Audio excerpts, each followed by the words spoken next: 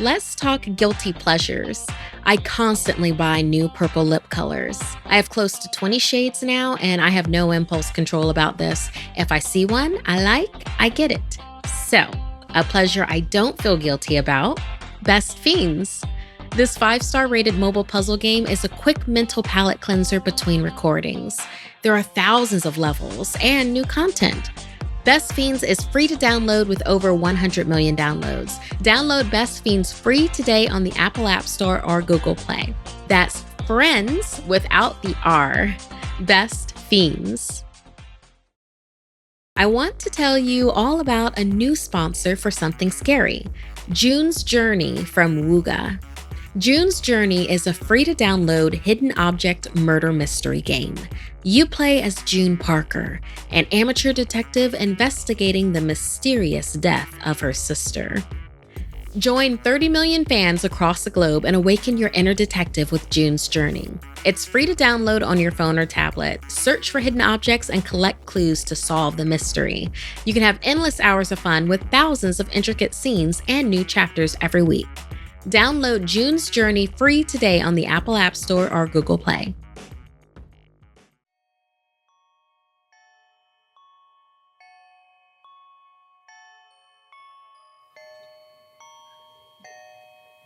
Hello, my dark darlings.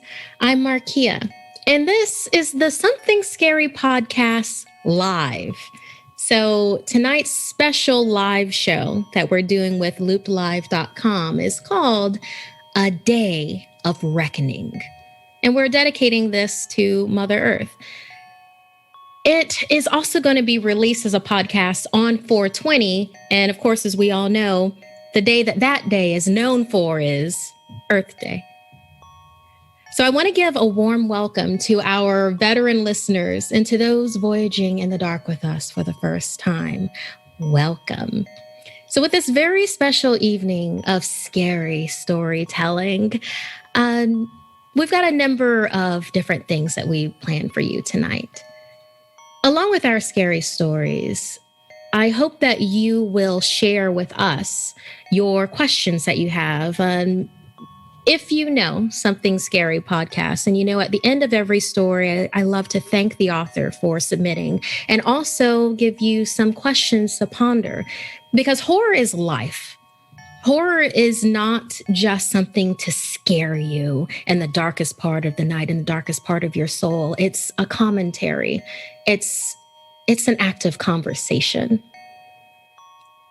So, amongst the things that we have planned for you tonight, in addition to our weekly podcast, I will be joined by a special guest tonight, Edwin Covarrubias, the creator and host of the Scary Story podcast. Edwin is going to share one of his original stories written especially for us, for you, for this live show. And in between stories, along with that commentary that I was talking about with our stories and answering questions, we'll also answer questions with Edwin after his story as well. I just want to have some time to chat with all of you. So make sure to let those questions come in. So as for this particular show, our planet is over 4 billion years old. It's full of refreshing, sparkling bodies of water covered in lush rainforests. The Earth literally gives us everything, including the oxygen we need to live. But as with anything or anyone, if you mistreat it, it will forsake you. Our once beloved home will show its evil side, with deadly weather turning paradise to wasteland as Earth has her day of reckoning. First, a burial disturbed. Then, nature seeks revenge. Followed by deadly consequences for bullies. Finally, in our featured story, a modern twist on an old legend. I receive hundreds of creepy story submissions every single week. And of those, the scariest ones make it into our podcast, along with the story that we've chosen to animate and post over at youtube.com/snarled. If you have a tale you're dying to share, send me an email at somethingscary@snarled.com. So, want to hear something scary?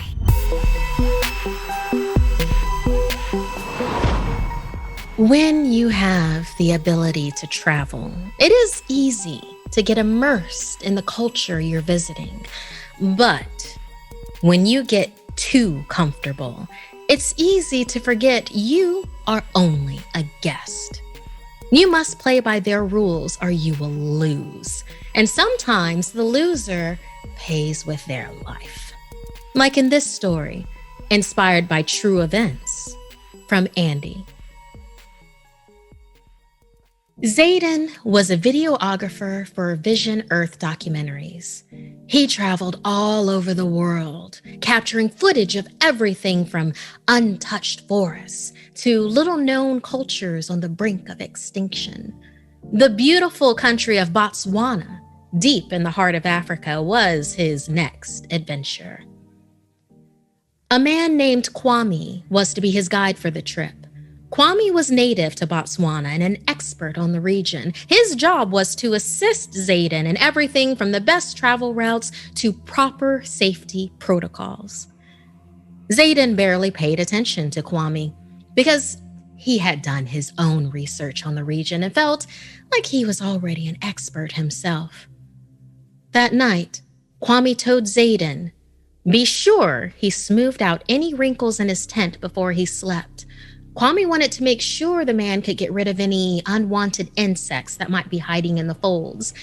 Zayden just smiled and said, amongst everything else, he wasn't afraid of some little bugs, and that his job required him to be fearless. Zayden continued to protest, claiming that knowledge of these dangers, but not following the advice, is what made him good at his job. Kwame was skeptical. Hubris is a dangerous thing. So the next day, when Zayden heard about a funeral happening in a nearby village, he wasn't going to take no for an answer. Kwame warned him that the tradition of a funeral was deeply spiritual and not to be exploited for Zayden's audiences. When someone dies, it is believed that their soul becomes an ancestral spirit, or badimo. If their family doesn't honor them properly at the funeral, they have the power to cause bad luck for the living, terrible sickness, or even death. This only piqued Zayden's interest even further. The two appeared in the back of a procession of villagers, taking a body to its burial. Kwame sternly shook his head when Zayden took out a small, compact camera to secretly record the procession. Women were singing gut-wrenching hymns. There were prayers and thoughtful words about the deceased. Kwame tried to grab his arm, but couldn't stop Zayden without causing a scene. Zayden got close enough to even see the person wrapped up in the hide or skin of a black cow. The body was then placed in the fetal position, facing west, the direction of the ancestral world. Suddenly, Zayden's phone began to ring. Realizing he had forgot to silence it as he fumbled to turn it off, he then realized everyone was staring at him. Too late. Family members cried as their friends whispered about the outsider. A woman shouted at him, "You disgrace my son's memory." Kwame finally got to Zayden, dragging him away from the grieving mob, but he was just as furious. He'd warned Zayden not to be flippant with something so sacred, but there are some things foreigners won't listen to. When they got back to their tents, Kwame went to bed without saying another word. Zayden almost felt bad, but he was pleased with the footage of the sacred ceremony that he would soon share with his millions of viewers. He went to sleep very happy, dreaming of his future acclaim.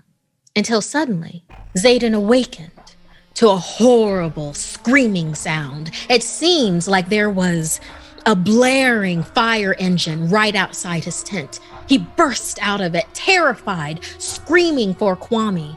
Kwame emerged from his tent to help, but Zayden could only see Kwame's mouth move.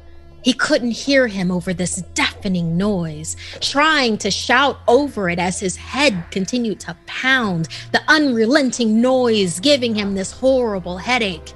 He needed to make it stop. But looking, Kwame seemed to be laughing hysterically. Zayden couldn't understand. It was almost maniacal. Then a grim realization set in. Zayden was the only one who could hear the loud blaring sound. He thought he was losing his mind. Horror gripped him as he began to suspect this was some punishment by the Badimo. "I don't want to die," Zayden shrieked. His hands covered his ears as the stabbing pain deepened. He never meant to dishonor anyone, he thought to himself. He needed the torture to end. Suddenly, Kwame threw Zayden to the ground, rolling him to his side, giving his head a good shake upon the ground. Instantly, the noise stopped. Zayden tried to catch his breath. He was grateful. He didn't understand what had just happened. Kwame held up a small African mound-building termite. "This crawled into your ear," he said. He went on to explain that these termites, if they crawl in and get stuck, they cause great pain. That was one of the reasons he kept telling him to smooth his tent of wrinkles to check for bugs. Zayden couldn't believe that little ant caused all that trouble. He felt foolish that he had actually believed for a minute that he was being haunted. Kwame told him that is why he begged him to listen to his advice, not only with the tent, but also with the ceremony. Zayden smiled and, already recovering, joked how that was why he had Kwame as a guide, to protect him from the bugs. Kwame's face turned grim as he warned, "I cannot protect you from what's coming next." Zayden chuckled as he went back to his tent. Kwame looked up to the heavens and shook his head. He knew the signs. This was just one. Zayden would be dead by morning. That troublesome bug was merely the first curse of the Badimo. Thank you so much, Andy, for inspiring this true event. Wow. The very fact of thinking of having a bug crawling in your ear, that's one of those things, right? It's one of those horrific real facts that there's so many spiders that you eat in your sleep during your lifetime, and just thinking about something crawling into your ear. I think a number of us didn't really need to hear that one right now. So how about you out there for some questions to think about while you recount this tale on your own time? Have you ever witnessed something you think you shouldn't have? Whether it be a sacred ceremony like with this tale that took place in Botswana or not. How far would you be willing to go to see something no one else has? The novelty of it, to be the first. You'd have to pay for that, wouldn't you? Also, is anything too sacred to share?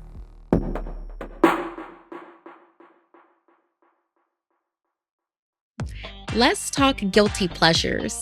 I constantly buy new purple lip colors. I have close to 20 shades now, and I have no impulse control about this. If I see one I like, I get it. It's like how I am with our Something Scary episodes. If I watch our animated horror Cat's Last Revenge, I've got to watch Feline Fatale as well. So, a pleasure I don't feel guilty about, Best Fiends. This 5-star rated mobile puzzle game is a quick mental palate cleanser between recordings. There are thousands of levels and new content. I enjoy doing a few levels with Best Fiends because I can unwind while keeping my mind active. Best Fiends is free to download with over 100 million downloads. So if you never get tired of solving puzzles, good news. With Best Fiends, the fun never ends. Download Best Fiends free today on the Apple App Store or Google Play. That's friends without the R. Best Fiends.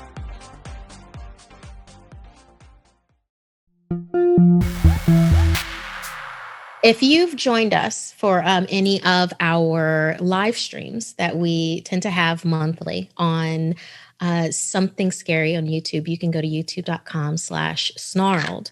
You know that I like to begin the stories that we have from readers by lighting a candle to help us get us in a safe space, and then to also release negativity that might be collecting around us. I prefer to use black candles for that. I believe in candle magic. And if you need protective candles, white candles work just as well. And then other colored candles have specific meanings to them. Like red is passion, busting through boundaries. But for today, I'm going to light a black candle as we continue our journey together. One of the things that I also love to have is a number of protection stones. Today I have onyx, tiger's eye, and then I also have yellow mookite, which is a comforting stone. I think we might need a little bit of comfort, especially once we hit Edwin's story later on. So go ahead and move on to our next story. When you take something without appreciation for where it came from, something precious will get taken from you, like in this true story inspired by Jeff. Virginia is known for its dogwood trees. They saturate the state and run deep into the Shenandoah. When the Iron Eagle Scouts needed to earn their wilderness badge, it made sense that the Shenandoah Valley would be their host. The 12 scouts, with their leader, Celeste, hiked into the forest to begin their adventure. The hike proved to be unusually hard for the well-trained scouts. The troop got lost at one point. Several of them kept losing their footing on the harsh trail, and the entire time, Celeste couldn't shake the feeling they were being watched. After 6 grueling miles of hiking, they happened upon an open space, a large circular spot that was big enough for their tents. It wasn't their destination, but everyone was exhausted, plus the sun had gone down, and there was an unexpected chill in the air. Celeste looked around confused, as this spot wasn't even on the map. But they needed to rest, so against her better judgment, she instructed them to set up their tents. Celeste chopped wood from a nearby tree that was all hacked up. It must have been used for firewood many times, she thought to herself. She turned to walk back to the pit, arms full, when something ahead startled her, making her drop the wood. A large, ominous figure lurked between her and the scouts. Old and weathered, he had leathery skin and was slim with angular bones. She noticed he was barefoot in the cold, without any gear. A long, straggly beard blended into his tattered clothes. The man was angry, with narrow, beady eyes to match. Her heart raced as she tried to find her courage. Everything told her to run, but she had to protect her troop. Putting on a false smile, she stammered, You startled me." The man stood silent. The scouts turned to look. Celeste was frightened, but keeping her composure as to not alarm anyone else. She wanted to encourage him to leave and said, "We passed a rest area about a mile north if you're lost." Ignoring the question, the man huffed. "That dogwood you have there," referencing the pile on the ground. "It's the state tree. You can't burn dogwood here." Celeste, confused. "Oh, well, it seemed like the only tree being used for firewood. Dogwood is actually perfect for it." The man sneered as he approached, inches from Celeste's face, his rank breath practically in her nose as he said, "Oh, you can burn it. I suggest you don't." Everyone stood still. "Look around. There's red maples, chestnut. For a place that should be covered in dogwoods, there's only one left." He pointed to the mangled tree behind him. "Where'd the rest go?" Celeste then noted she was chopping from the only remaining dogwood in the area. "They died because every time a group of you comes here to kumbaya, you burn it down. You think because there's more of something, it's yours, until there ain't nothing left." The man growled. "I promise I won't cut any more," Celeste said. "It's already too much, lady. One day you'll see that sooner than you think." The man began to walk off. Then, with a toothless grin, he turned back and ominously said, "Have a good night. Sleep tight." After he was gone, Celeste took a breath. She shuffled it off as a crazy encounter and urged the scouts to get on with setting up camp. Later, in the dead of night, everyone gathered around the campfire, roasting marshmallows over burning dogwood. Celeste figured they should at least use the pieces they cut. Then, out of nowhere, the winds began to rage and branches cracked. It was as if the trees were blowing the air directly at them. The tents collapsed from the gusts. The scouts tried to huddle together, but the wind was too strong. Most of them being knocked to the ground as it grew more powerful. Everyone began to panic. It just wouldn't let up. Debris flew like a tornado. Celeste, while she yelled for everyone to get down, was running for cover no one could hear. She watched in horror as they were being tossed around like rag dolls. Then, Celeste noticed in the center of the fire pit stood the man. With one big breath, he blew out the fire completely. It was pitch black, then silent. The wind had ceased, as did the leaves and bugs. They could hear nothing. Celeste's fingernails were bloodied from digging her hands so deep into the dirt to keep from being blown away by the terrible wind. She grabbed the flashlight from her coat pocket and went around the circle, checking on each scout as she stood in the center where the man had been. For the most part, everyone was okay, just scratched up and shaken. Celeste began to instruct them to re-anchor the tents. Then the huge gusts returned from the canopy of trees above, slamming down on top of Celeste. As it hit her in the center of the circle, the wind rippled outward. Every single scout was blown deep into the woods by a howling gale, like the earth itself had let out a scream. It took a 2-day search to find all of the scouts. Another week, and they called off the search for Celeste. The scouts were broken. While their stories matched, the police wouldn't believe it. Celeste's troop continued to look for her for years, trying to re-walk the Shenandoah Trail, but she was never found.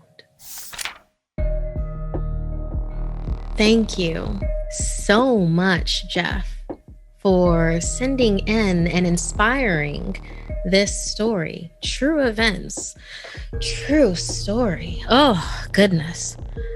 I do not camp much.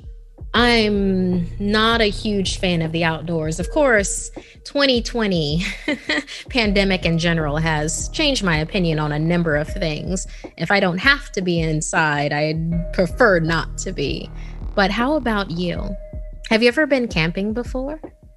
In fact, you know what? I think with these questions, let's go ahead and bring on our special guest, Edwin Covarrubias. So Edwin, hello. Hi. So can you tell us a few things about yourself and also your podcast? Sure. Well, I've been writing just, on and off as a hobby, just things that have happened to me before and things that I hear from my friends. And I wrote them down and eventually I just narrated them into a podcast and set them out there into the internet. And the internet is really, really big. So there's a lot of comments that started coming in and people were saying, hey, when is the next episode coming? So that's pretty much the story of Scary Story Podcast. And now it just publishes every Tuesday, the stories that I write. Excellent. I love that so much. So, okay, so how about you then, Edwin? I mean, for me personally, horror began with me when I was 8 years old. It started as a bonding thing with me and my dad. He was he still is super into horror stories, and I was like, I want to watch these things. So then came, Silent Night, Deadly Night. Then came Jason and Freddy, and off to the races, Critters. So, how about you? How did horror start with you? If I had to, let me see, if I had to pinpoint it, I would say probably with the Goosebumps books by R.L. Stine. R.L. Stine. Yes. Also, those scary stories to tell in the dark books, things like that, all books. But then TV shows came, and then I discovered radio, where a long time ago, they used to have these hosts that would just tell stories, or people would call in with their own sets of scary stories. And you could just listen to them directly from the people. That's, to me, I heard a story about a doll once. I don't think I slept for 2 days. And I was probably 9 years old or 8 years old. So, yeah, that's probably, I would say that's where it kind of started. But, things, I think some people just get followed by these things, with paranormal things happening all over the place where you don't want to believe, but you kind of have to. Kind of have to. It's interesting. It's almost like there's a certain amount that you are born with being open, and then there's a certain amount that you can actually it's like flexing a muscle to be more open or more closed. But if you're born open to a certain point, no amount of flexing will close all the way. But I love that you brought up dolls, because actually we have a question here from Stillman. Thank you so much for this question. Do you own any possessed dolls or experience any paranormal experiences? I want to make this doll oriented since it started off with doll. So do you have that? Because I know that I have one that I can do really quickly. Actually, you know what? One of the first stories that, about the doll, got me so scared because my mom has this set of collections of these ceramic dolls with the faces and the makeup and the wide eyes. And I don't know if it was my imagination growing up, but I remember hearing, little chatter here and there. And I would always wonder, is it in my imagination or is it really, there's something happening? So, but particularly, I've heard a lot of stories about dolls. Actually, the story that really scared me was about a doll who actually turned its head in front of this person. So, and I've seen some of those videos where, doll caught on camera and they'll get you. Oh, yeah. Yeah, no.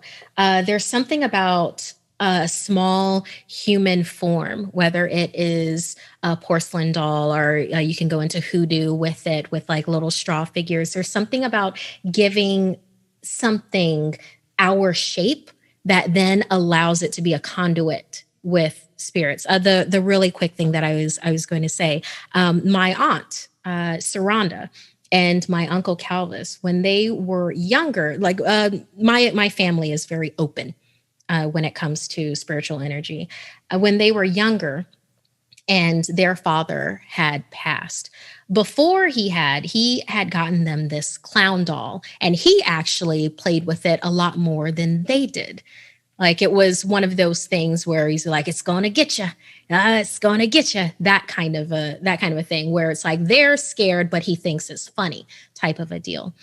When he passed, my aunt and my uncle were playing in the front yard with other people from the neighborhood, and they were younger, and my uncle tapped her on the shoulder and is like, Dad's back. And she's like, I don't know what you mean. And then he's younger than her, and he pointed towards the front of the house, and there was the clown doll that had been packed away. Wow. Sitting there and staring at them like in the window. Wow. Ooh. Let's go ahead and go into, you have an original story for us. I do. Yeah. So we're really excited to hear your story. I will go ahead and leave you to it. Sounds great. Well, this story is called The Ghost School Bus. And it's about a young girl that has kind of a strange encounter. Stacy was wearing jeans and a yellow shirt when the third grade teacher introduced her to the rest of the class. She made her say her name and her favorite animal, which was a giraffe. Everyone laughed at her for choosing that as her favorite animal, and she didn't understand why. Her favorite color was yellow, and it made perfect sense. Stacy used to play soccer. Practice started an hour after school, and on Thursdays, she would skip taking the school bus home and had to wait all by herself out by the empty benches. Her parents told her that she was supposed to wait inside the front office, and she tried it a couple of times. But the lady in there was grumpy all the time and made her work on her homework, probably thinking that she was there for detention, so Stacy was just happy sitting outside. Walking home after practice felt extra tiring, even though her house wasn't that far away down those empty roads. So one afternoon, as she was walking home, she was relieved when she saw one big yellow bus not too far in front of her, right there on the side of the road. Could she make it if she ran fast enough? Maybe, just maybe, she could reach it in time.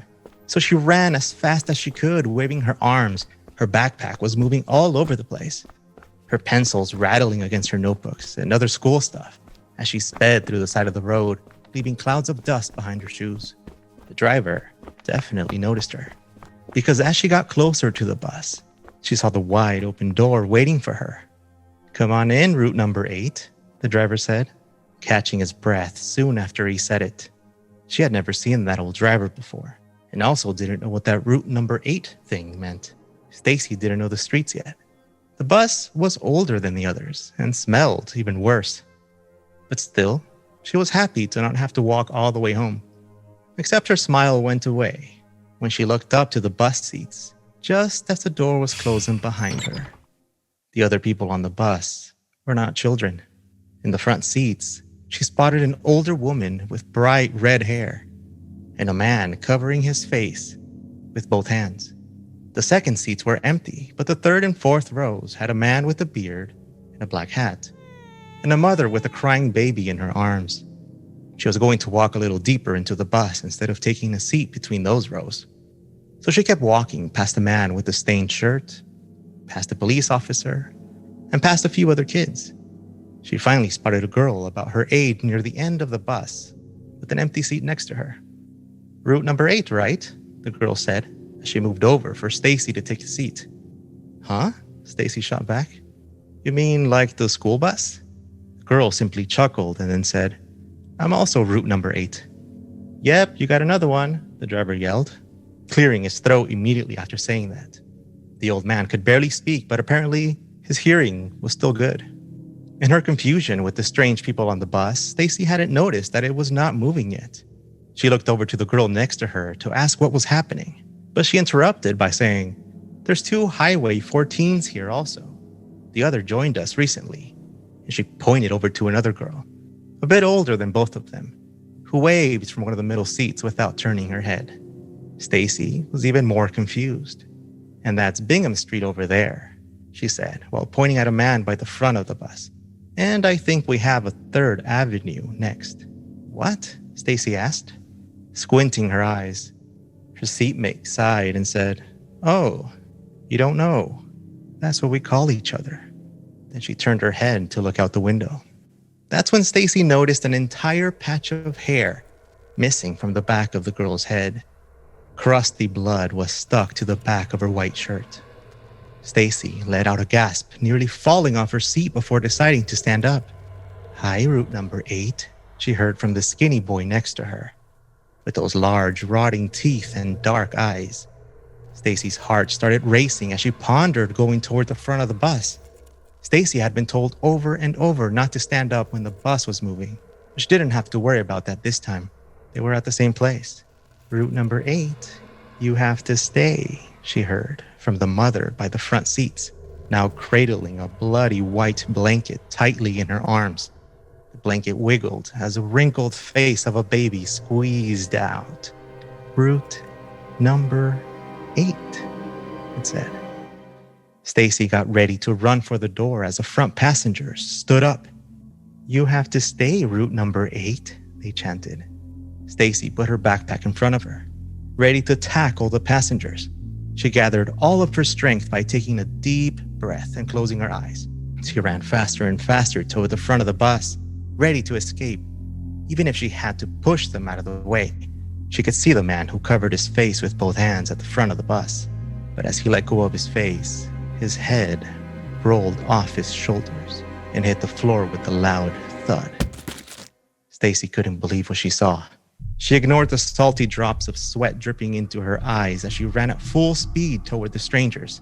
But as she was expecting to feel them against the backpack she was using as a shield, she only felt cold air. She instead kept going until she found herself against the front glass of the bus. She looked behind her. Every passenger was now standing up. Route number 8, you have to stay. Route number 8, you have to stay, they chanted. Stacy reached for the door and pulled on it, but it wouldn't move. She pushed it and kicked it as hard as she could, but it wouldn't open. She pounded her fists, crying in desperation. Someone please let me out, she yelled. Secretly, she was about to accept her fate. Maybe she would have to be in that bus forever. And suddenly, wait, the bus driver yelled, coughing immediately after. Everyone stop, he whispered. We are too early. The crowd behind her complained in unison. They sounded like the crowd at Stacy's soccer games. Yep, 10 years, the driver said, looking at the book he was holding. Sorry about that, darling. We'll come get you then. Then he pushed a button by the steering wheel and the door opened. See you in 10 years, the driver said. He shot her a wide, toothless smile. Stacy didn't have the time to catch a breath, so she jumped off and started running, and she ran all the way home. Few people believed her. Eventually, she went from drawing giraffes to drawing yellow school buses with their scary passengers inside, labeled by street names. Her mom said that her nonsense story about the bus needed to stop. She was no longer to speak about it because they went to check and there was no school bus there. They called the schools and there were never other buses scheduled, and no other bus drivers matched Stacy's description. Nobody was expecting what came next. Stacy had an accident on a highway. It was called route number 8. Exactly 10 years after her encounter with a ghost school bus, she died instantly. They say that the ghost school bus comes to get you when it's your time to die. The passengers will only call you by the name of your stop where it picked you up.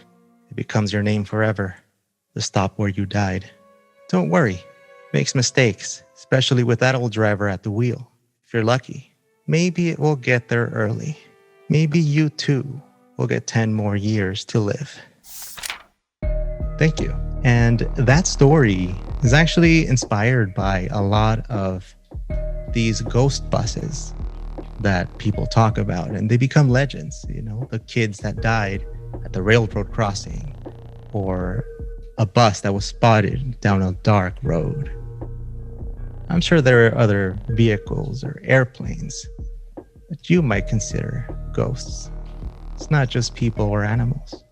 This type of stories where you're dealing with inanimate objects and things that, you know, when you imagine a ghost, sometimes you just visualize a person, somebody who died a long time ago, who's trying to get revenge on something. Or maybe it's just energy that remains in a certain spot, like hospitals, prisons. But there are a lot, and I mean a lot of accounts out there that I personally discovered through a lot of these legends and urban legends types of books, but also true, quote unquote, true stories that were written down in accounts. So I found those very interesting when I was young. And I think now I would like to share a lot of those things, kind of give back and let other people have the chance also to learn about this type of paranormal occurrence. I very much believe in sharing. I don't believe in hiding things. I believe in speaking things out, but being mindful of the things that you speak out, because those things will manifest. But there's not wanting to be alone, and there's wanting other people to know that they're not alone. The normalization that comes with the spiritual realm. Very true. I think we all have also our own stories to share, and I think it's our responsibility to share them, right? I mean, in a way. I think it is. In the grand scheme of things. We have okay, let's do 2 questions from a wonderful community here. Navia, are you ever disturbed by some of the stories you read? It's an excellent question, Navia. And I guess in Edwin's case, it's disturbed by some of the stories you write. One of the stories that has disturbed me, and you can find it on our podcast or also on our YouTube channel, is called Bright Like Knives. That is a true story that a friend of mine, that's also someone that I do a lot of spiritual work with, him and also a writer on the show, it's their story. It's their true story. They ran across their very own cryptid. And not only that, one that is in different places in the internet of other people running into it. So that story definitely chills me, because I know them, and with everything that appears on the internet, that if that's true, all of them are true. How about you, Edwin? Something that you've been extremely disturbed about, something that came out of, your writing, where it's just like, wow, where did this come from? Yeah, well, there was, I've stayed back when I was in college. I stayed at a place where I was renting a room in the basement, and the family moved out because they had their own issues, and they moved out and left me there. And I was there basically until they cut off the lights and everything. And that's when everything that's, creepy started there, because I would hear noises. I would hear all these things, and actually have a story on Scary Story podcast called The Laughing Man. Is based directly on that. So yeah, it's things that happen inspire writing, and also the stories of other people inspire writing. Love it. Okay, well, we're having a slightly longer episode than we normally do, because this is a special show. This is a live podcast here. So we're going to go into an additional story. And then after that, the story that is animated, we'll then go into that as well. And Edwin, I hope that you'll be able to join me at the end of our animated video story.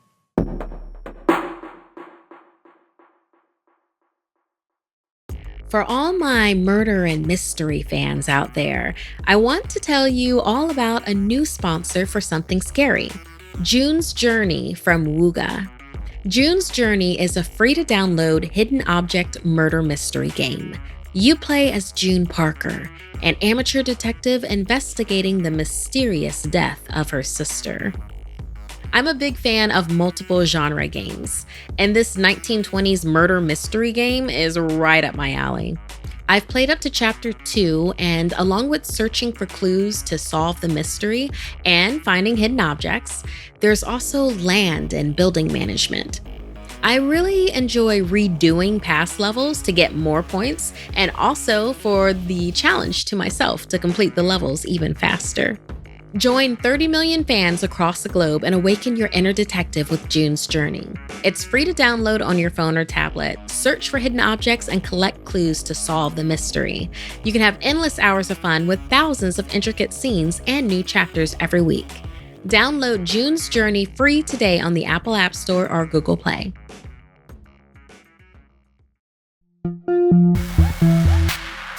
In the heat of the moment, be careful what you wish for, because you just might get it. And You'll be able to live a long time reaping the consequences of your actions. Like in this story, inspired by Kira Ashley. Mary always felt like she had a deep connection to nature. She felt more at peace among the trees than with people. She understood its power, and she knew that if she treated it with respect, then it would return it in kind. When she was in grade school, she was relentlessly bullied because she would rather read books at the edge of the woods instead of joining the other kids at the playground. She felt safer among the trees, and every day her classmates proved her right. On the first day of summer, the town lake had a big opening day party, but Mary decided to go to the woods instead. As she sat on a tree stump, she heard the snap of branches cracking behind her. She whipped around, but there was no one. As she refocused her attention, she heard the sound of a giggle on the air. "Hello?" she called out. No answer. Mary got up to look around a little more thoroughly this time. As she came to her feet, she yelped out in pain as a rock hurtled towards her, hitting her in the shoulder. Ow. Stunned and aching, it took her a second to figure out what had happened, but before she could properly react, more stones came flying through the air. Fearing for her well-being, she ran out of the forest towards the lake. It sounded like a herd of buffalo were on her heels. She kept running and didn't realize she had run all the way into the lake until she was chest deep in water. She tried to catch her breath as she began to cry. She didn't know what the source of the rocks were. She was embarrassed, starting to doubt her connection to the earth. Then she heard Stefano and Randall laughing hysterically, calling out to her, "Mary, Mary, thinks she's a fairy. Mary, Mary, thinks she's a fairy." As their chants grew louder, they approached her, pointing at her. To stop herself from crying, Mary bit down on her lower lip, hard. So hard she swore she could taste metal as blood dripped down her chin and dropped in the lake. The boys approached with their song of torment. They descended upon her into the water, but before they could even get waist deep, they both froze.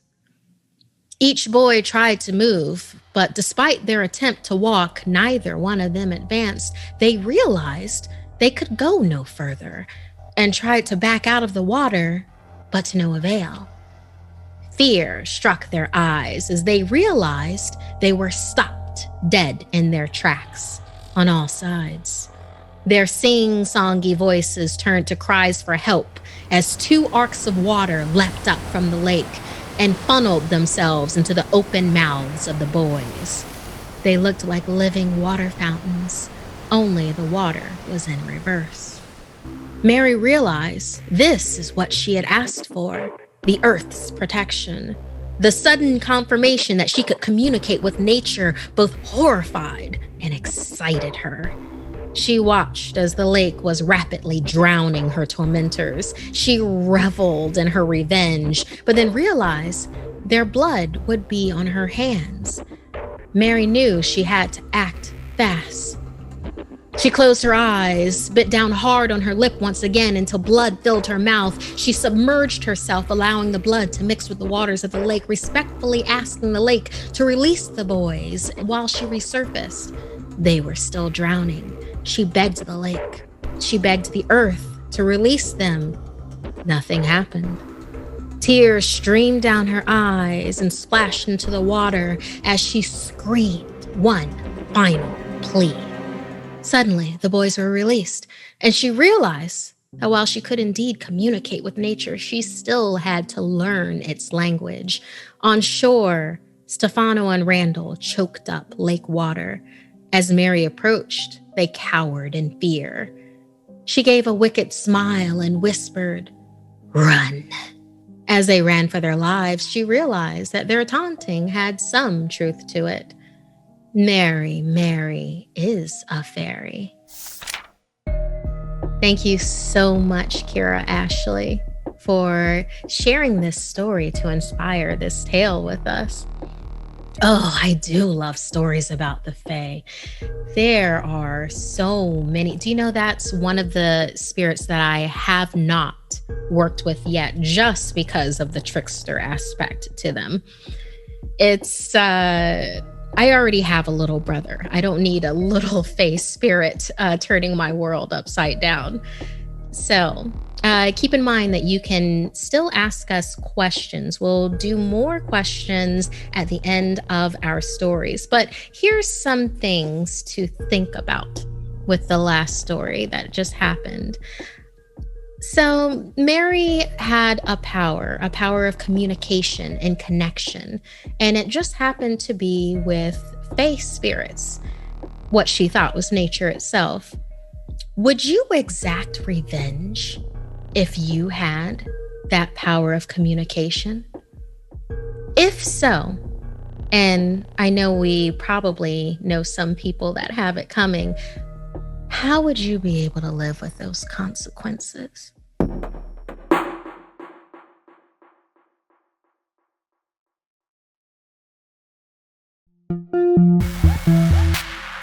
This next story and our last story for this particular live show podcast, and thank you everyone for coming to enjoy this with us.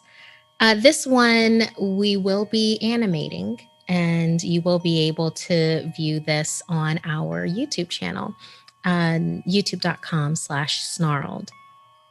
Don't take anyone for granted. Everyone faces struggles unseen by others and makes sacrifices that are never known, all done to keep an evil at bay that sleeps underneath in this reimagining of the classic legend of St. George and the Dragon. George's friend Min had gone missing, but none of the other members of their houseless encampment wanted to talk about it. It could be dangerous living rough alone, so Min had invited her to join the community. Georgia had been living there for a little under a year without any incidents, so she was surprised that everyone wasn't alarmed by Min's disappearance. Georgia kept asking questions, and finally, one of the elders of the community, Old Drew, told her that she hadn't been living there long enough to understand the way of things. He explained that every year, the community had a lottery, and one of them was selected to go into the sewers as an offering to keep their encampment safe. Old Drew wouldn't elaborate other than to say a deal was struck and promises had to be kept. Not satisfied with his cryptic answers, Georgia armed herself with a flashlight and knife and headed to the sewers to find her friend. Min had offered her a lifeline when she invited Georgia to live in the camp, and now she owed it to Min to find her. Entering the nearby mouth of a huge drainage pipe that fed into the concrete-bedded river near her camp, Georgia voyaged on.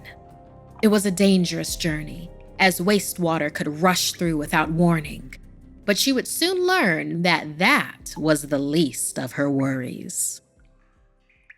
A dugout area of the sewer led into a dark cave.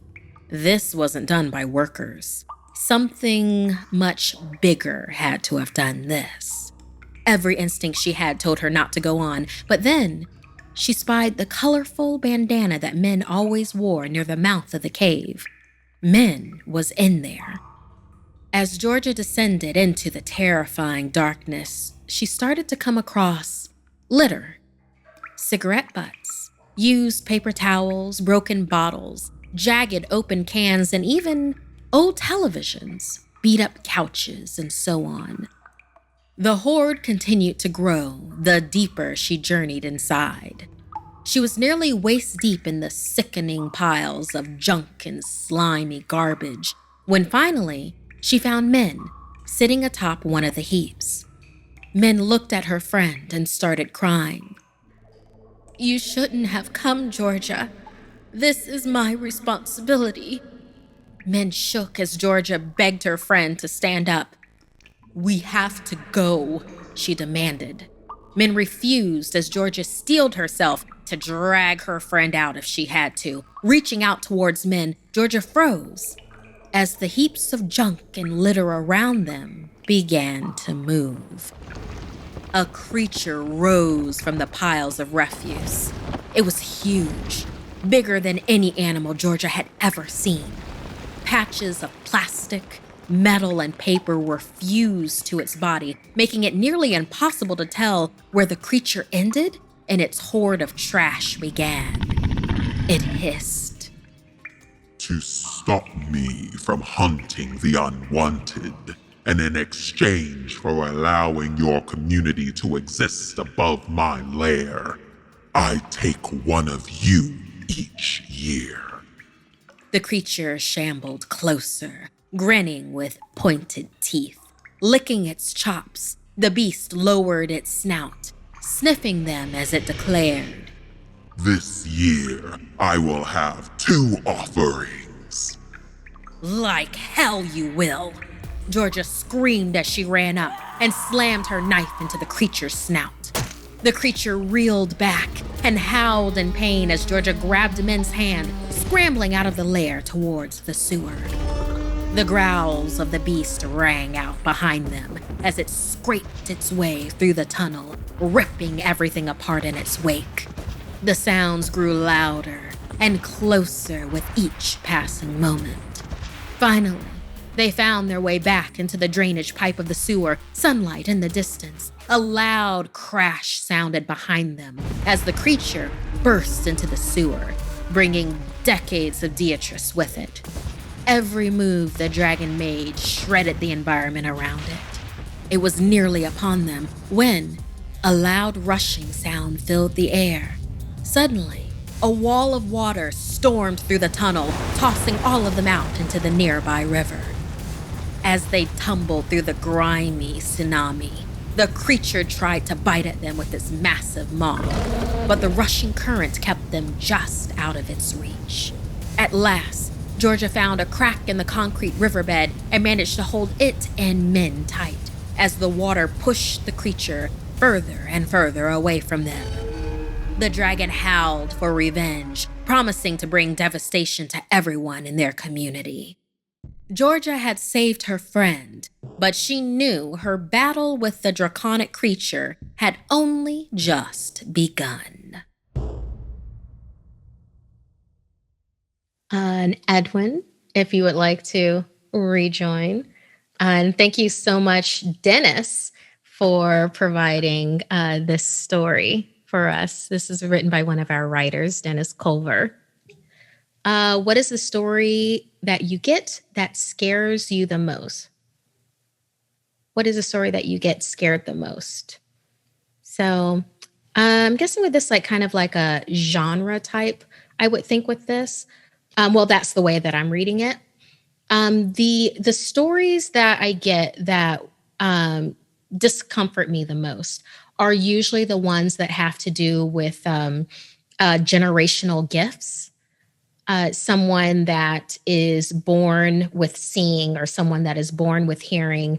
And as a young person, they're then beset with these spirits or these experiences. And then they send that into us. That's true story. That gets me the most, where someone being young, not having their filters in place and being, the world is enough, having to deal with the things that a majority of the world tell you that doesn't exist, on top of with self-identity and having to grow up as a person. That always gets me a lot.